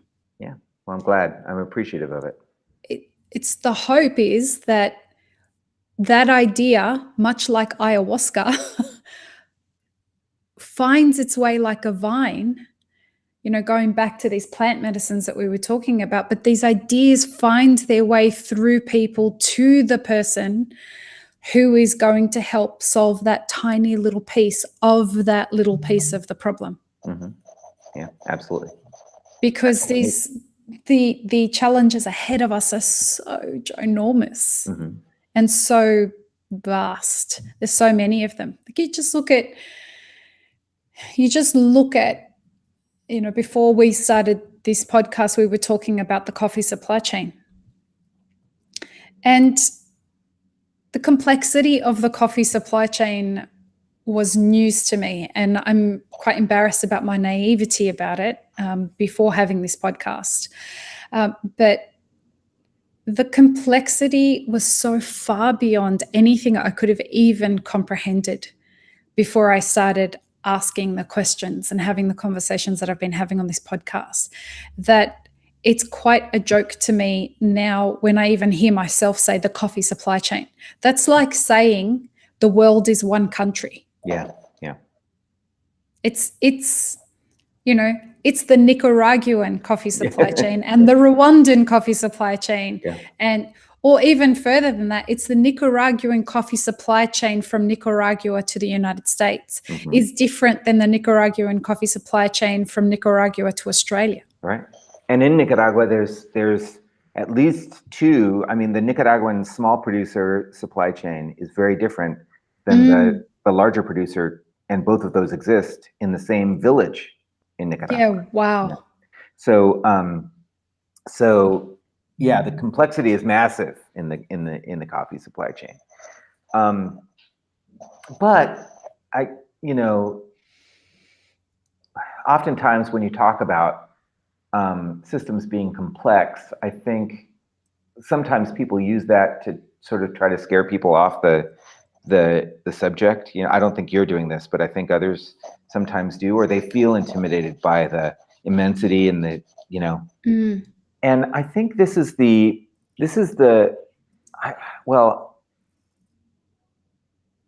genius of economics, and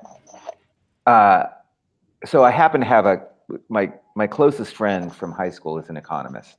And he's an agricultural economist, and he studies fishery systems and fisheries markets. I need to get me one of those friends. The way because that's just a language that I'm really struggling to learn. Well, he helps me. Yeah, totally. But that's what economics does, is it understands complex systems and tries to apply ways, and tries to figure out ways to understand it through incentives and behaviors and risk management. And risk, perceptions of risk, all these things. And it is decipherable. I mean, markets are amazingly complicated. Yes. And especially because they're made up of individuals, supply chains, same way. It's like there are individuals, no two supply chains are going to resemble each other because they have individuals within them that don't resemble each other, who are going to make different kinds of decisions, have different perceptions of risk, have different tolerances for risk, have different needs. Yeah. And so, but there are principles that allow us to understand, and in September, when the coffee market went below $1, there was a lot of sort of angst on social media about that. And as there should have been. I mean, it was one of those kind of psychological moments where people realized, wait a second, this system is not working for people. Yeah.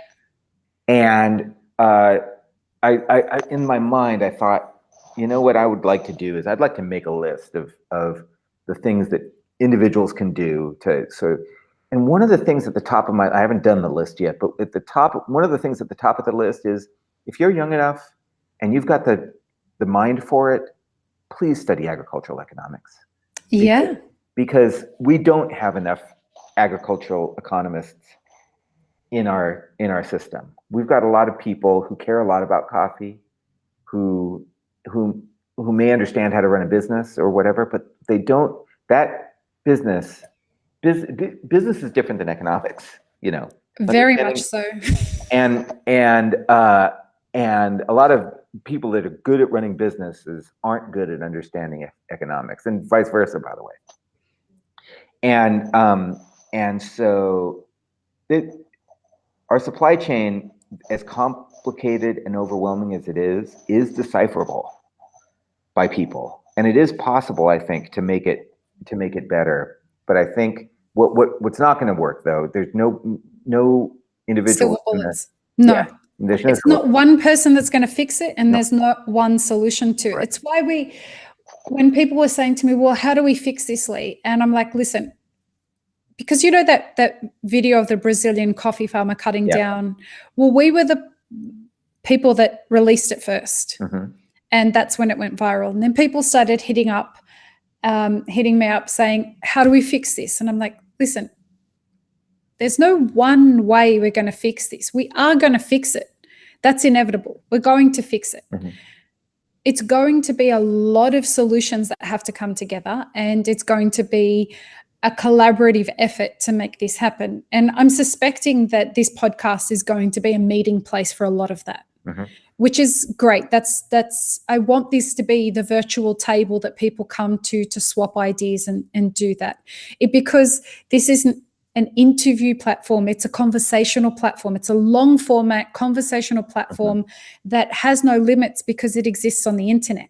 Right. And language isn't going to even be a barrier because we can have people come on board and translate. The plan is that we're going to have conversations with hopefully all of the coffee producing regions around the world so that we can start to understand what it feels like for a lot of those producers and exporters locally, and we will get people to help us translate. The biggest challenge there is going to be finding good enough Wi-Fi to conduct those conversations, right? But if that's the barrier to entry, we will figure it out. But we need a starting point. And so my project management experience was like, all right, so everyone keeps talking about the farm gate price. Well, is that going to help the end user, the coffee drinker, who is the person who can actually shift the needle? Is knowing the farm gate price, because there's something in this that we're missing, that we can keep telling these people the farm gate price and the FOB price and the C market price as much as we want. But I guarantee you people, they don't give any fucks about that. Mm-hmm. They really don't. Yeah. Before we can get them to give any fucks about that, we have to let them know that, first of all, this thing that you're consuming is actually grown on a tree. Mm-hmm. Like, that's how elementary we need to get. Mm-hmm. They need to understand that this is an agricultural product. And second of all, they need to see the face of the person whose hands are going into growing this thing. Mm-hmm. That's how elementary we need to get right now. Yeah. I agree. The farm gate price and the FOB price, I applaud everybody that's being very transparent about it. I get it. Mm-hmm. But your audience is still the kings amongst gods of coffee with regards to that shit. Yeah. It's not the end user. And I'm sure people are going to have opinions about that. And I want you to tell me what your opinions are about that, because help me understand what I'm not seeing. You're trying to affect the end user. They need to care about the people who are growing the stuff. I agree. I agree with what you're saying. Absolutely. I also think I'm also a big believer in the transparency idea, but not. I am too. Yeah. But it's not for the reason that a lot of people do it. A lot of people do it and they think, okay, I'm supposed to tell people the FOB price of the coffee so that the consumer can know what I paid for the coffee and make some sort of calculation about whether that was a fair price or not. And they can't do that. They will never do that. They don't understand it. No, of course not. I mean, if somebody told me that the price the farmer got paid for the wheat that I made for my toast this morning, and they told me it was, 27 cents a pound, I wouldn't know if that was a good price or a bad price. Right. I have no idea. Yeah, the first thing I need to do is understand, like, pick up a bag of flour and be like, okay, so how much does this equate to? So much that you would need to figure out. So much complexity, absolutely. But the strength of the transparent movement. So, there's this organization, Transparent Trade, that's collecting information from all the different roasters' transparency reports, and they're making a thing called the Transparent Price Guide, and they're publishing it. And that publication, though. That's the work that Chad's doing. Chad Trewick is involved, and a guy named Peter Roberts, who's at Emory University. Yep, they're coming on the podcast in a couple of months to talk about it when they're ready. Yeah. But the people that are really excited about that aren't consumers. No. They're coffee producers. Yeah. Because then they get to see, and that's who the audience for transparent pricing is the more roasters share what they're paid for coffee, the better idea a producer has of what they can ask for it. Mm-hmm. And that because I work for the SCA, I get the emails from coffee producers saying, hey, I produce, an 85 level coffee. Q Grader told me that my coffee was $2.85. What should I ask for it? That's a very common question that we get because of the way that the coffee market is, there's not good mechanisms for farmers to know what the most that they can ask is. And so that's collecting that information is one of the reasons why that activity is so powerful, not because of anything about the consumers, but because of people within the industry ourselves. And I think that that's really a really exciting byproduct of, and probably not as obvious a byproduct of what the mechanism was intended for. Right, exactly. And people are unaware of that. I think that expecting our end consumers to care because we're putting it on a card is very ambitious. I agree. And I agree with you furthermore that the first step that we need to do is make people understand that the people that are growing our coffee are our brothers and sisters. Absolutely. And these are people who are ending up in the caravans that are headed to 15 minutes from my house. Exactly. Yeah. And these are the people who are getting sex trafficked and getting, involved in slavery against their will and all of that kind of stuff because they can't find other ways to make ends meet. Interestingly, Martin Luther King, in the last major work of his life, it was called Chaos or Community, which he poses a question: are we going to have chaos or community? And he used coffee as a metaphor for. Did he really? Did the thing that he was trying to explain to people is the person who produces coffee is far away from us, but their work is evident in the cup that we have on our breakfast table in the morning. He was recognizing that the apparent simplicity of coffee and how it represents labor of somebody that we may never see. And he was writing that, of course, in the late 60s when it was much more difficult to see the face of the coffee farmer. Well, we now have that opportunity. We can now know their name. We can communicate with them. You can conceive of having a podcast, and your biggest problem is Wi-Fi. Yeah. And this was a reality that Martin Luther King could only imagine at the time. And now we have that. Now we can actually recognize these people as our neighbors and our family. And I think it's wonderful, this initiative that's being taken. Are you heading up the organization? Of which one? The Coffee Science Foundation. The Coffee Science Foundation. You are. Yeah, I think it's a wonderful initiative because it's well overdue. Yeah. It's the thing that is, it is there's going to be collaboration, that's going to be information being swapped together with the stuff that World Coffee Research is doing, and then making all of that information open source. Like, there's just a shift in direction with the way that so many people are opening it up to, hey, we need to get this done. It should have been done a long time ago, but we're finally there. We're getting it done. And it's going to take a lot of work from all of us. Yep. And people need to care enough to get involved. I totally agree. So on that point, we might end there.